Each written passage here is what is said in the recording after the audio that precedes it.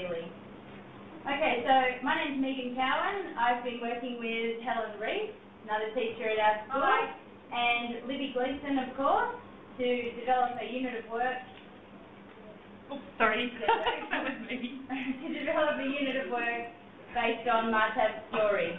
Okay, so today what's going to happen is Libby is going to run through some activities with us and some lesson ideas. And we're quite fortunate to have Libby with us today to do this video conference. So I'll hand it over to you, Libby. Thank you. Thank you. Right, good morning, everyone. Good morning to Gardenia Bay, or good afternoon, rather. Good afternoon. And to Sutherland. Good afternoon. Sandhorn. Yes. And to Jindra. And finally, Tamworth. Good afternoon. Right, it sounds like everybody's here. Okay, it's really nice to be part of all this. I sometimes go out and do all round. Sorry.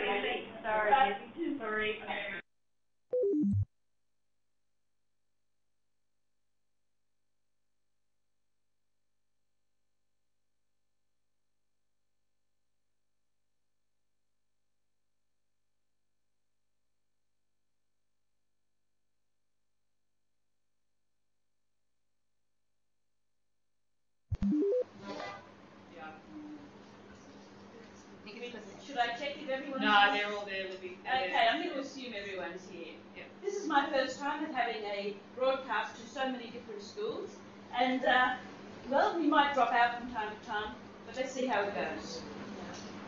You might know me, or quite a few of you might have read picture books and other novels that I've written, but today what we're really going to spend our time doing is looking at Mahtab's story. Before we get into talking about the actual book, I'm interested for you to know what certain words might mean for you. If I say the word Afghanistan, what pops first into your head? War. War? Someone over at Sussex? Yes? What does the word Afghanistan mean? Does anyone Michael? want to answer? Fighting. Is that fighting? Yeah, fighting. Yeah. Yeah. What about someone over in Stanmore?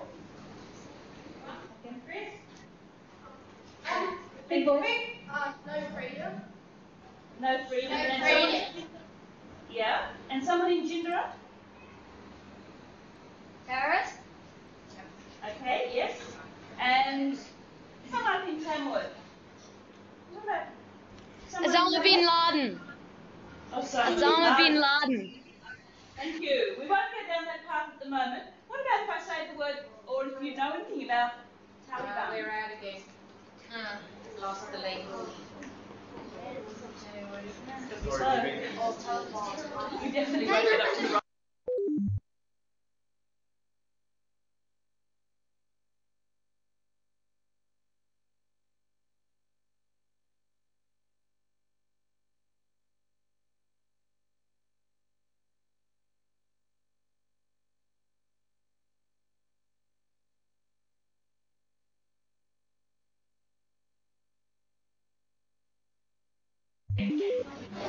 Settle, guys. You just need to behave yourselves. Are we back on? Yeah, I think we're back on. Okay, I was just asking what you might think of, or what you might know about the Taliban. Someone here at Gambia? That they're terrorists. Perhaps they're terrorists. They're their own government. They're their own government. Not only are they their own government, they used to be the government of Afghanistan. But they are also the group of people that the Australians, the Americans and European countries are fighting in the war in Afghanistan. Are they fighting the war because the Australians think that the Taliban are like training the terrorists? That's exactly the argument that was used right at the beginning. Yes, of course. And finally, Are they also known as men in black turbans? yes, they might also be referred to as men in black turbans, or in the book I think I refer to them as the men carrying the whips. So really, it was the period back in the 1990s when the Taliban group was the government of Afghanistan that things happened that led to the writing of this book. Let me show you the girl whose life I based this book on. This is a magazine put forward by the Department of Education here in New South Wales, and this girl's name is Mahtab. And back in the 1990s, her family lived in Afghanistan and decided that they wanted to come to Australia to get away from Afghanistan because of the events that had happened there.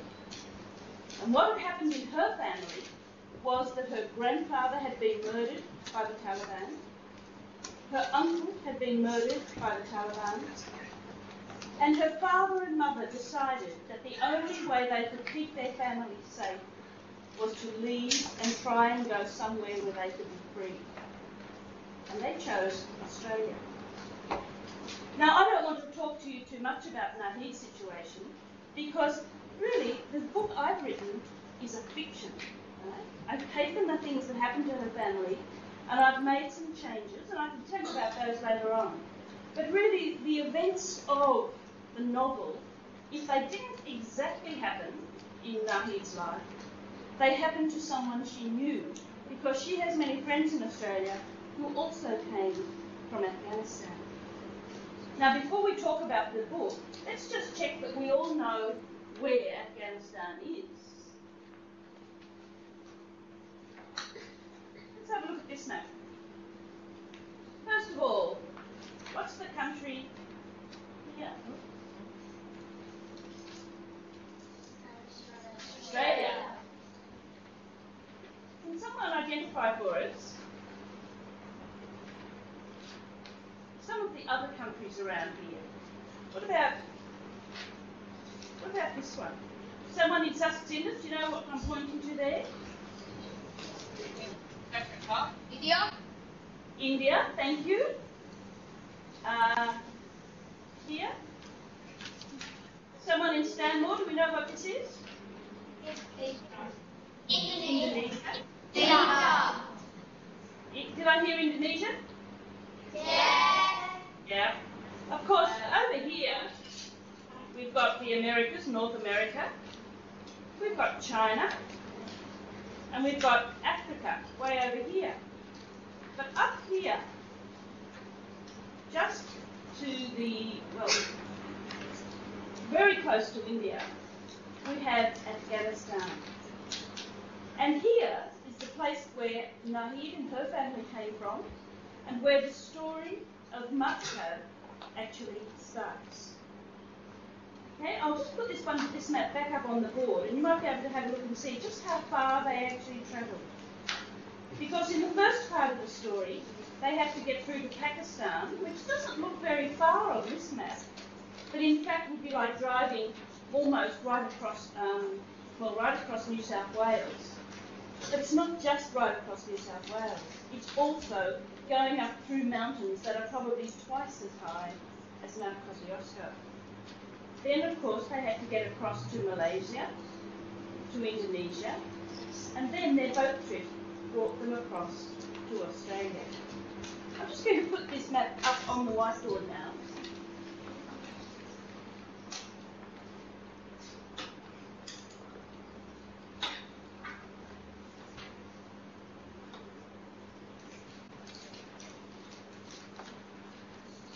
Okay. Right. Okay. As I said to you before, the reason that they left Afghanistan is because they felt they were no longer safe, their family was no longer safe, and they had to get away. But after I said that the mountains were as high as the Himalayas, so they're twice as high as Mount Kosciuszko, the period when they left was the middle of winter. What do you think some of the dangers might be that they would face on a trip like this? What kind of things might happen, yes? You have to speak very loudly. Hypothermia. Hypothermia was the answer there. They might freeze to death. Yeah, they might. What about someone at Sussex Inlet? Any idea of the dangers they might face? They might get caught in an avalanche. They might, well indeed. And the mountains are so steep that there would have been regular avalanches. Maybe someone in Stanmore, can you think of any dangers they might face? They might run out of diesel. They might Run out of diesel. Fuel. run out of vehicles. Fuel. Of fuel, I'm sorry. Of course. And of course, don't forget they're fleeing. They're fleeing the Taliban. So they can't just go into town and buy another can of petrol. People might want to know where they're going and why they're going. Okay? What about someone up in Tamworth? Do you have any other idea of the danger they might face? Authorities? The authorities, that's right. If they're fleeing the Taliban and the Taliban stops them and catches them, then that's a definite problem. If we just lost...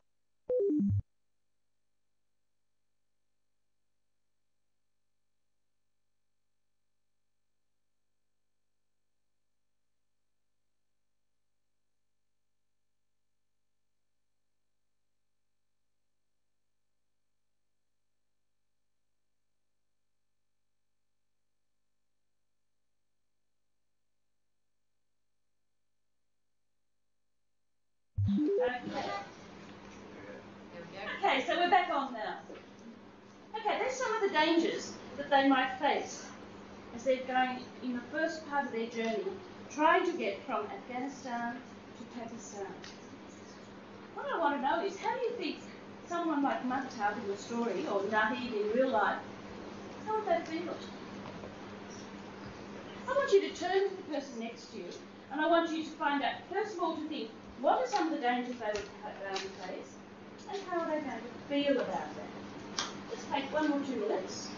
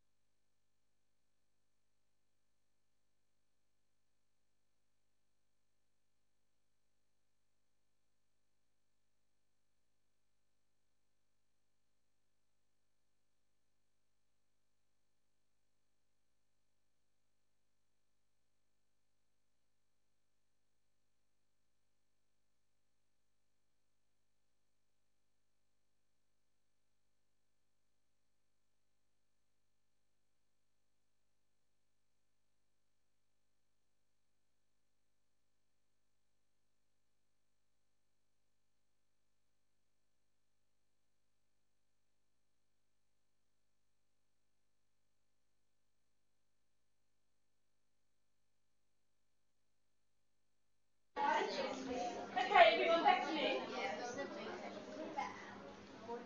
I'm going to ask just a couple of people, just for a moment. Tell me, how would you feel and what can come without dangers that you face? Yeah? Scared and worried. Scared and worried. What about you in Tamworth? Somebody there? Stressed? I think it would be far more stressful than some of the things we all know, eh? And what about Stanmore?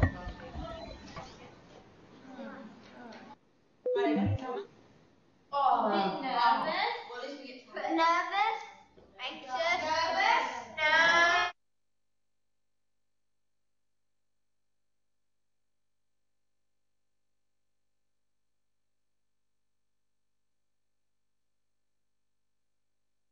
Thank you all for persevering.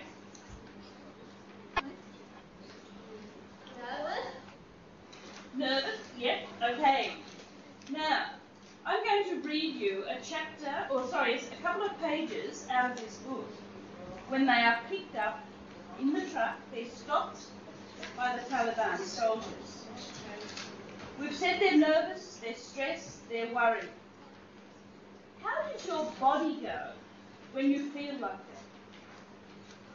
Like your stomach would go up in your mouth. Your stomach goes up in your mouth. Sometimes it goes all the way up and comes out the other end, doesn't it? Somebody in Stanmore, how would your body be when you're feeling very anxious? Yeah. Your body would stiffen. Your body might stiffen. Someone in Jindra.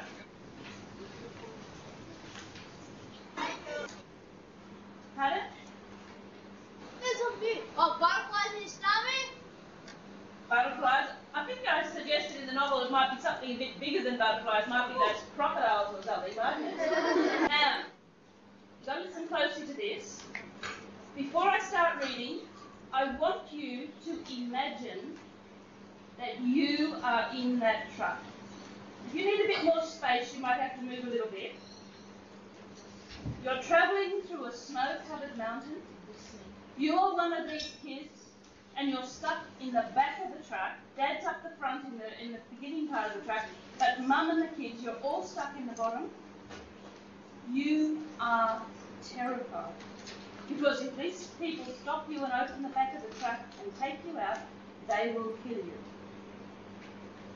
So you're not going to just flop around, are you? How are you going to be? What's your body going to look like? If you feel you need to tense up and tighten, that's how you are.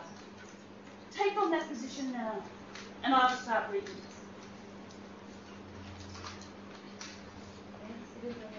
Sit as though you're in the back of the truck. Come on. How would your legs feel? How would your arms feel? We all ready? Kids in Sussex Inlet, are you all locked up as if you're in the back of the truck? Your tense. Yep, we're getting there. Okay. You're looking pretty relaxed, guys. You're not relaxed. You're sitting in the back of the truck. You're tense. Kids in gender, are you all ready to be in the back of the truck?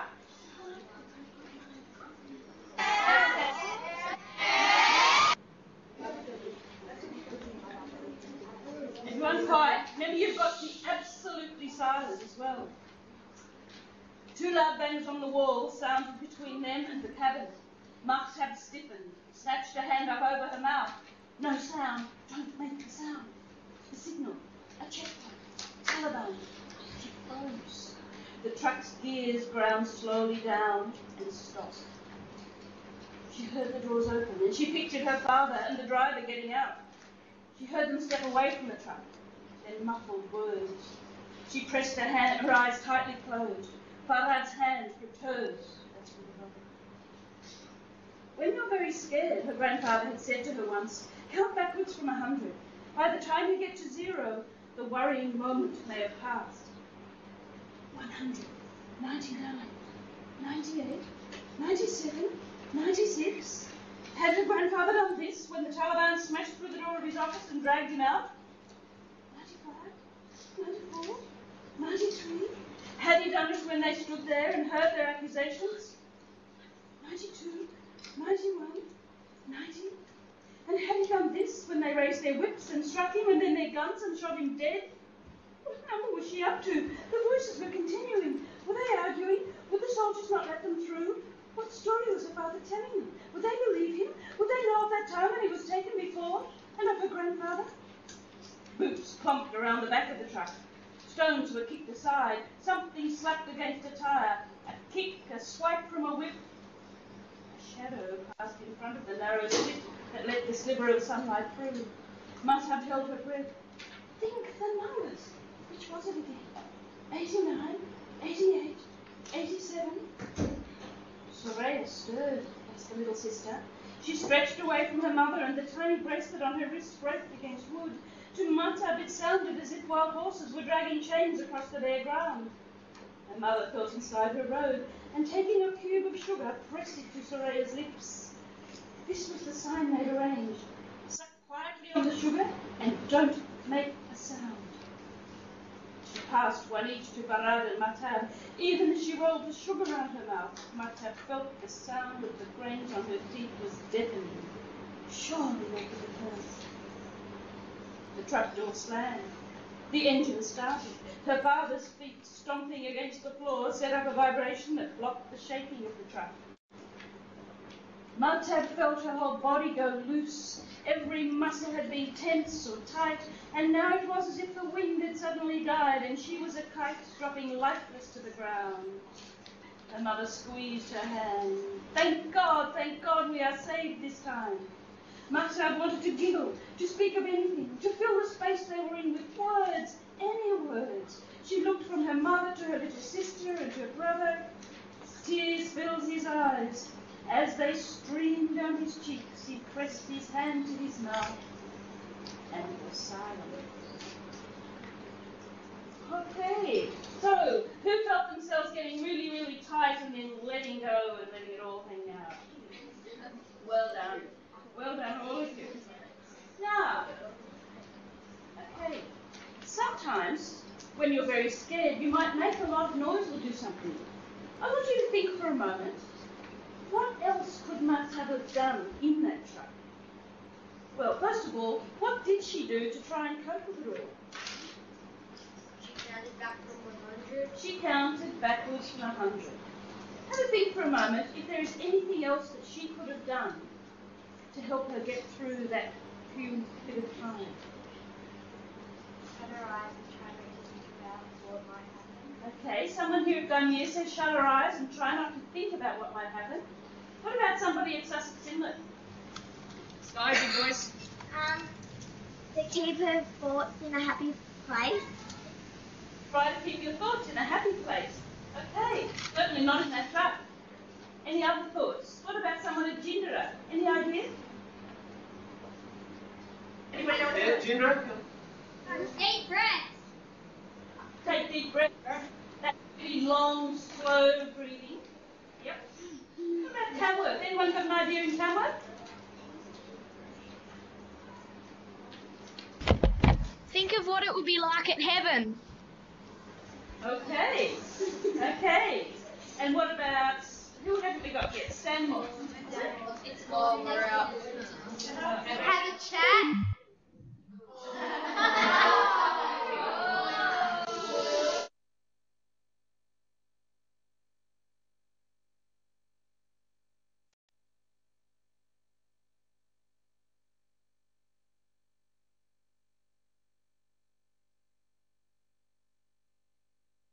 Okay. Okay, thank you everyone who's come back. Sorry we keep losing you. It seems that everyone agrees that the sort of things that you can do is to try and take your mind and your concentration somewhere else. Now, I'm going to set two quick tasks for you, and I want you to make little groups of 2 or 3. People who are sitting on desks might have to just do it in twos. People here in Gymea who are all on the floor, you can make a group of 3 or 4. And there are 2 things, now it's listening. Everyone listening. But I'll put this on the board. The first thing you have to do, I want you to think of 2 or 3 dangers that you might have been in or that you could imagine you might be in. And when you've done that, I want you to find 2 or 3 things that you could have done to help you get through that experience. So Mahtab is afraid of the Taliban. She counts backwards to 100. You think of 2 or 3 things that are really scary, and then what you could have done. Okay, we'll take 5 minutes for that.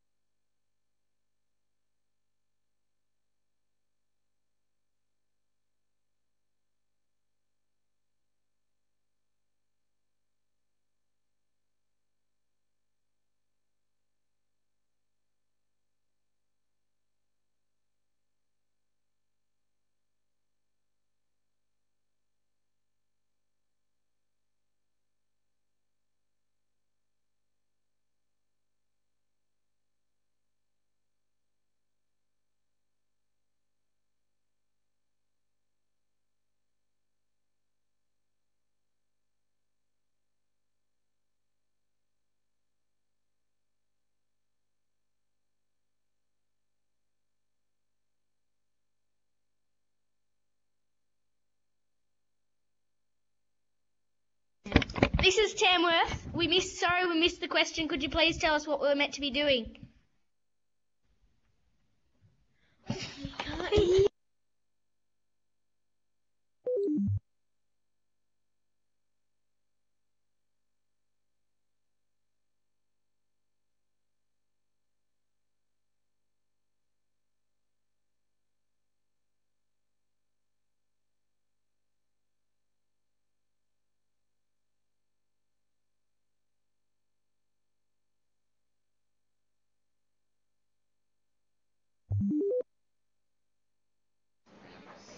Hi Tamworth, are you there?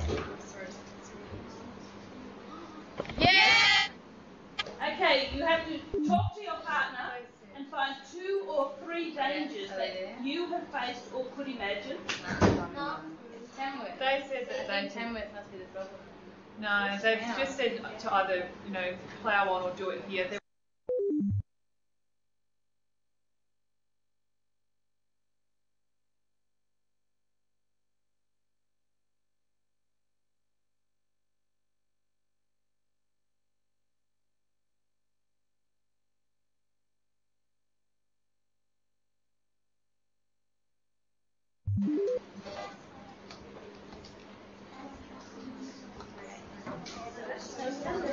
No, they're not. We'll leave it shining on that hair for a moment. They're not there. What? Okay, you have Tamworth not there. No. How do you know? Oh, well they did That's like Sussex. Yeah, that's Sussex. So, yeah, you can ask if they're there, but I don't think they are. Hi, is Tamworth there? No. Yeah. Okay, do you see the question on the board? 2 or 3 dangers that you face? Still could imagine? What could you do to cope with that? Yes, we can see it.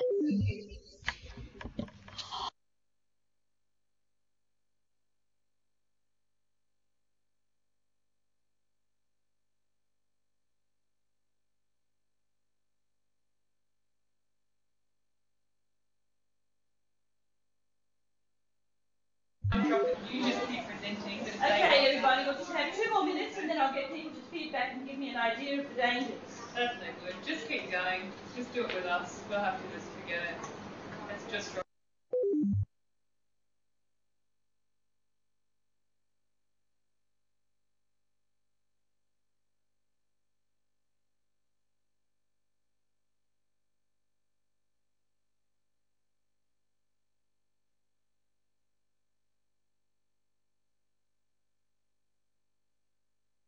Okay, just a moment more and then I'll get you guys here in Ghanaian to feedback with some of your dangers that you imagined and how you would have coped with those.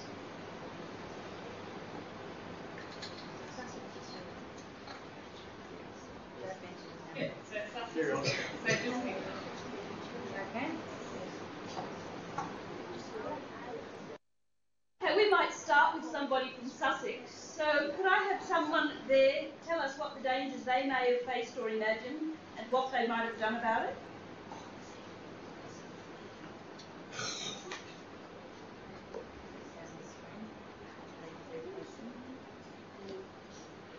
Is there someone from Sussex who can feedback on that? We didn't hear what you said, but we could answer your 2 questions. That's what I want, someone to feedback on that. Yep, Sam, can you stand up and...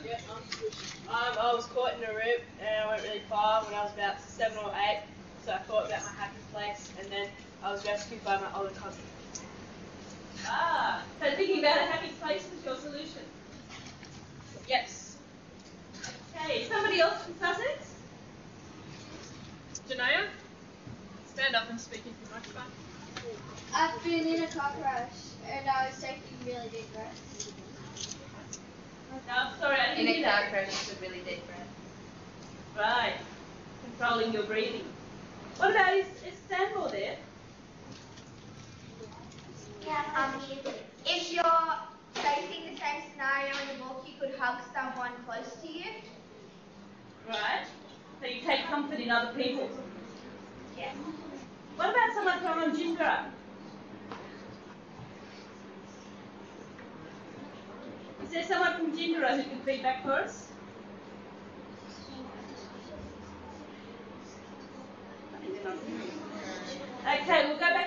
Dear babe, can you remember what you talked about 5 minutes ago? Think back for a moment. I want to have somebody report back. What about someone up in that back group up there? What are some of the dangers you thought of and how you cope with them? Well, like having like things inside sharp or something. Yeah. And then like, I don't know, taking deep breaths and thinking of things that you could do that help. Hoping that you hadn't lost all your blood in the process. Yeah. Okay, somebody else. My great uncle, he was murdered, and it just like I've been quite upset if that happens to me, and I just take deep breaths and close my eyes and just wait for it to be over. Okay, more taking of deep breaths, closing eyes, hoping that we're all in. What about somebody over here? If you're gonna go bungee jumping and you're afraid of heights, you just jump and think about it. Just block it out of your brain. Okay, and down here?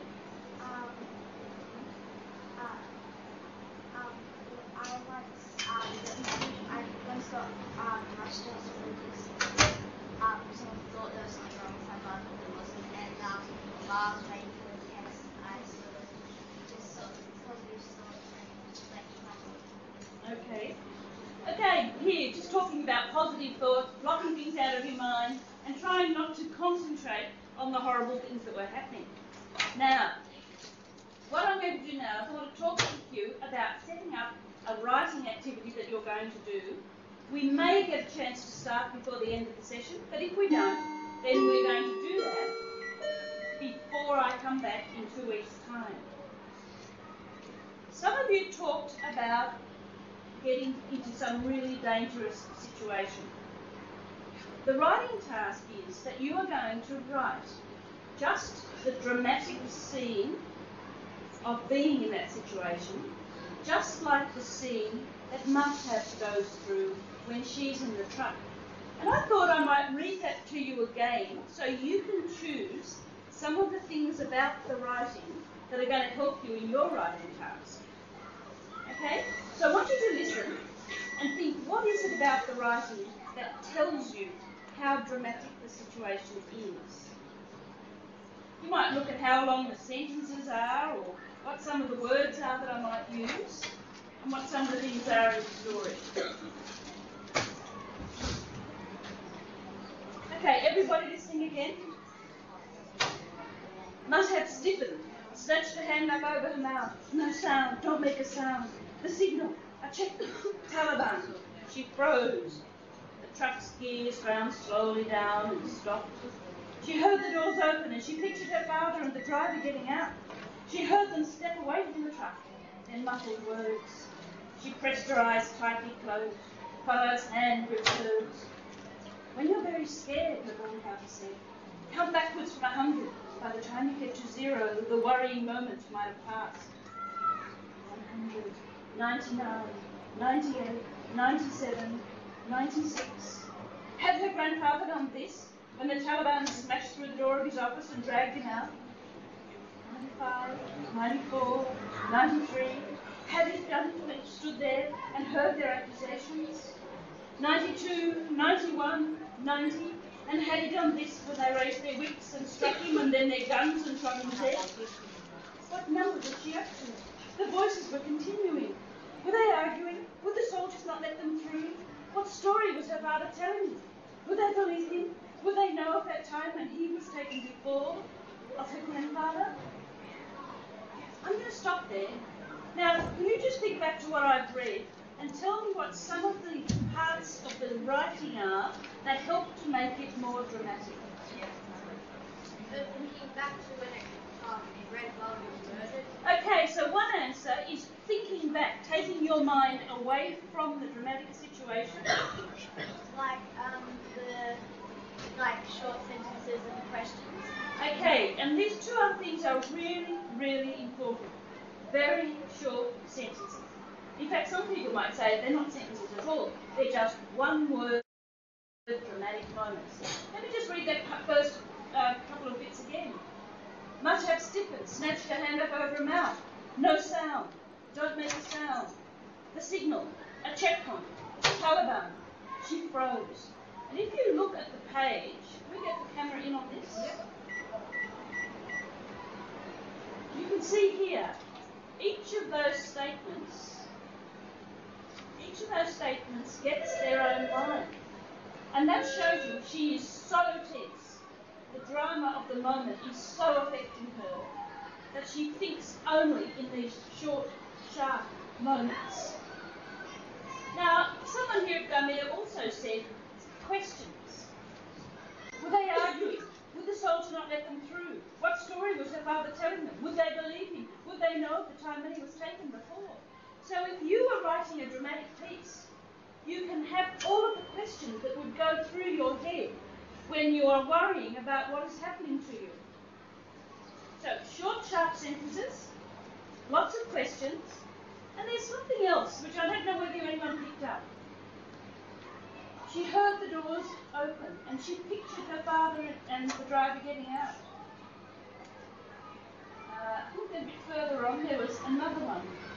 It's all as if all of her senses are coming to the front. Things you hear, things you see, things that you might feel, perhaps things you might say. Now I'm going to put those things up on the board so that when you start thinking, I want you to think now about what the dramatic moment might be that you're going to write about. And you can have a look and think about the way you might write that piece using some of these ideas.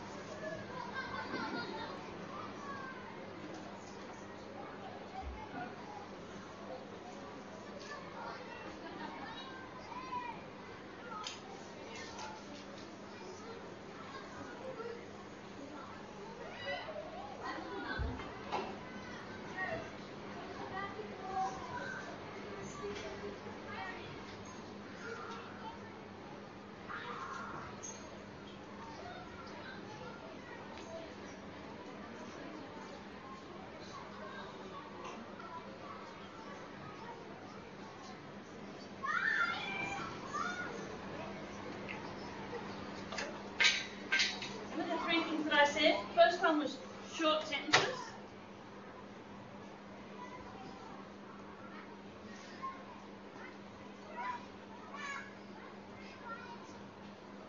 Do you know what the second one was? Questions.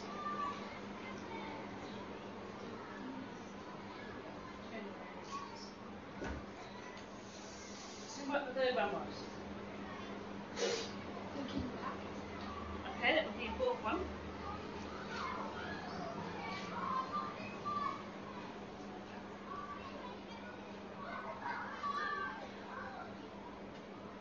The last one? Emotions.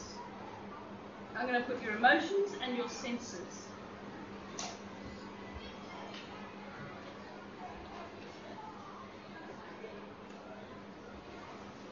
Okay, so they're the things you might think about. Yes, you can write something like that. Okay, and you will need some way of coping.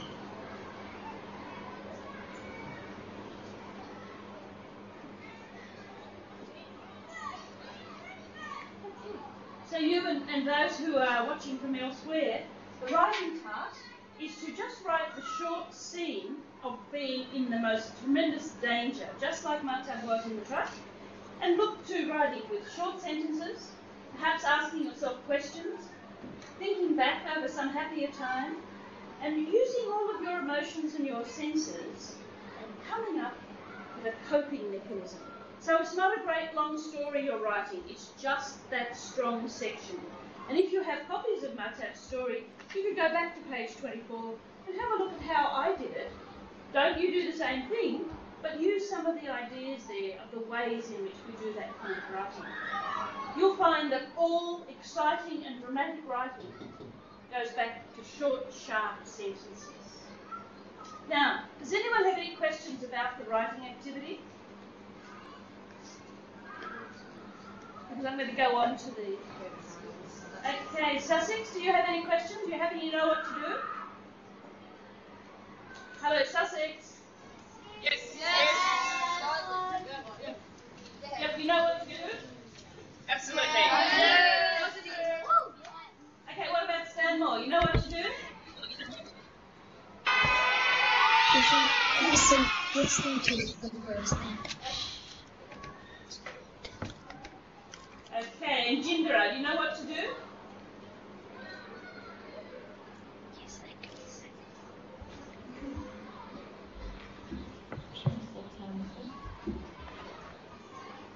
People at Jindra, you know what to do? Okay, do I dare say the word Tamil? Okay, people here in Gambia Bay, do you all know what to do? Yes. Excellent. Excellent. I'm going to stop the work on Mahtab's story now. I have a copy of questions sent to me. Can you all make sure Thank you, you've got Tamworth your understands. microphone on mute, please? I had a few... Just keep going. I had a few questions sent in to me. I hope Sussex is still there because the questions came from them. People at Sussex, are you still there?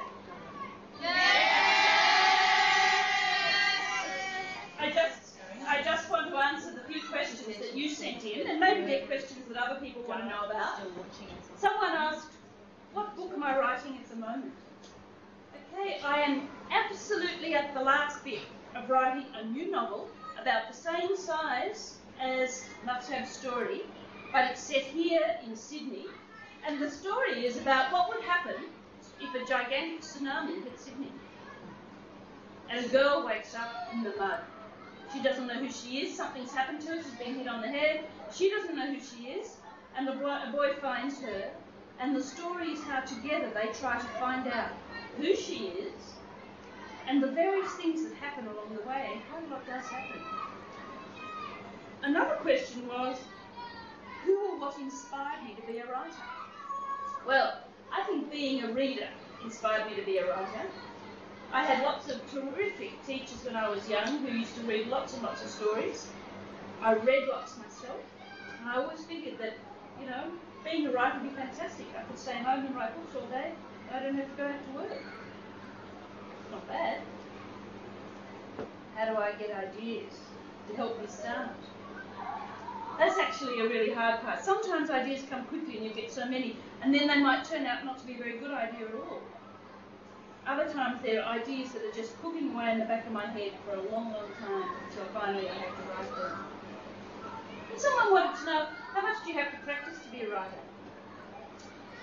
Well, it's not so much that you have to practice. I think you have to be prepared when something doesn't look good, when your writing's not good, push it out, start again. Sometimes I write a book 8 or 9 times. One of my picture books took me 9 years because I wrote it and then wrote it again and again and again and again until finally I thought it was good enough to publish. And the last question I've been asked there is, how did I get my first book published? I sent it to a publisher. And the first publisher who saw it didn't like it at all, said no. But the second one who saw it sent it out to a second one. And that second publisher decided that yes, it was just what they wanted, and they published that. That book was called Eleanor Elizabeth. It may well be in your library. Have we got time for a couple more questions? Okay, does anybody have a question? Perhaps let's start at the other end. Let's start with Stanmore this time.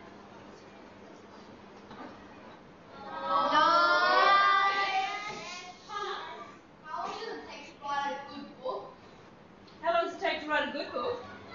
Same amount of time it takes you to write a bad book, probably. A novel like Mahtab's story, 3 or 4 years. A picture book, sometimes only a couple of days, but usually it takes me about 6 months. Okay? Someone at Jindra. I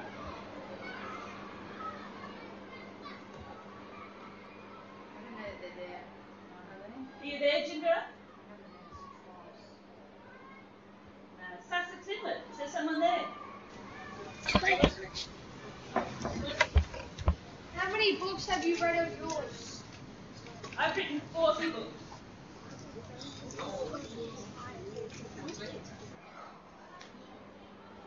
Anybody here at Gully Bay got a question? Who's the real girl on the front cover? The real girl's name is Naki Harini. She's now about 20 and lives in Western Sydney. Do you know what else inspired you to be a writer? What else inspired me to be a writer?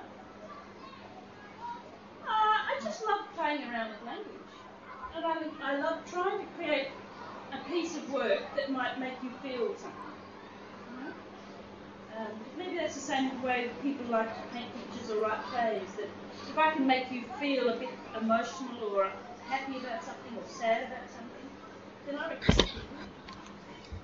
Have you read the book about the tsunami hiding? The book about the tsunami called Red, R-E-D. Because when the girl is found, she's wearing a red t-shirt and the boy says to her, look, I don't know what to call you, but you've got that red t-shirt on, I'm going to call you Red. She thinks that's really weird at first, but eventually it sticks. And so that book called Red will be published in May next year. And I reckon it's stage 3 will be fun. Okay, I understand we have to finish now, so I'm going to say goodbye to people. Goodbye, Sussex.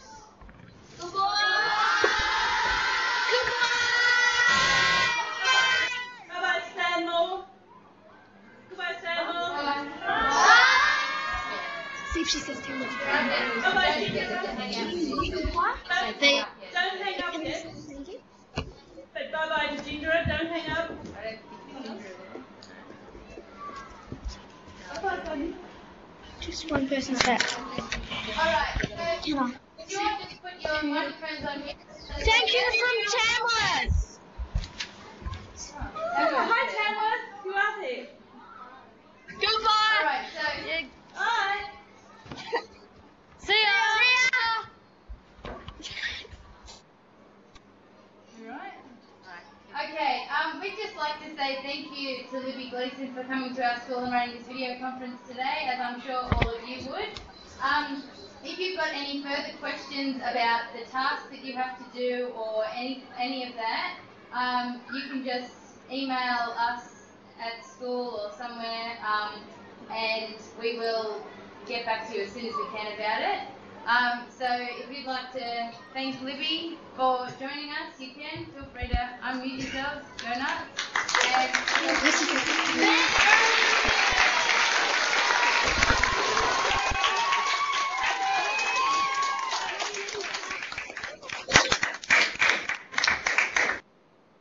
Thank you. Okay, and can you just remember too, the task needs to be completed before our next session, which will be